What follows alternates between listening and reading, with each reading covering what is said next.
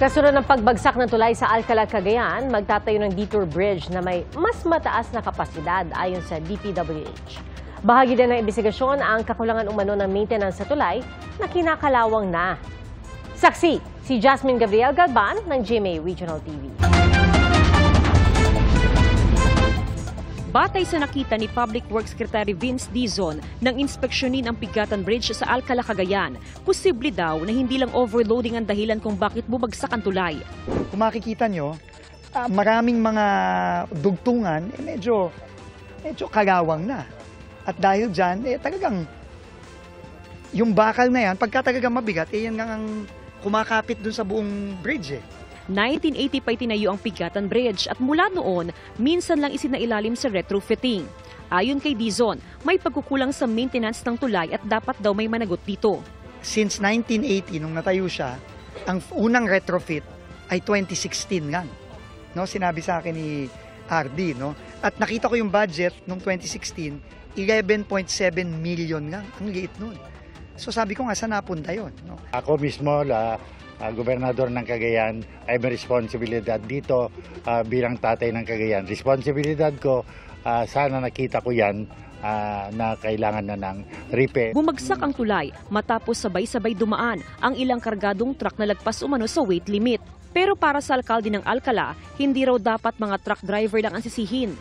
Hindi lang to simpleng kaso ng overloading na we will shift all the blame doon sa dumaan na trucks and yung mga owners ng trucks. Considering na unang-una, itong bridge na ito, ang Pigatan ay nasa Maharlika National Highway, which is the main highway. Kung hindi dito sa bridge na ito at sa kasadaanan ng Maharlika National Highway, saan dadaan? Overloaded sila Diba? So titignan natin lahat. No, lahat yan. Hindi kang isa ang may kasalanan dito. Maraming may kasalanan dito. Pero again, uunahin natin yung solusyon. Ayon kay Dizon, sa ngayon, gagawa raw ng detour bridge sa tabi ng bumagsak na tulay. Di tulad sa Pigatan na hanggang 18 tons lang ang capacity, gagawin daw hanggang 40 tons ang itatayong detour bridge. Simula bukas ay sisimulan na ang konstruksyon ng detour dito sa Barangay Pigatan sa bayan ng Alcalá. Ayon sa DPWH, posibleng tumagal daw ng halos 2 buwan bago matapos ang detour at pwede nang madaanan ng lahat ng uri ng mga sasakyan.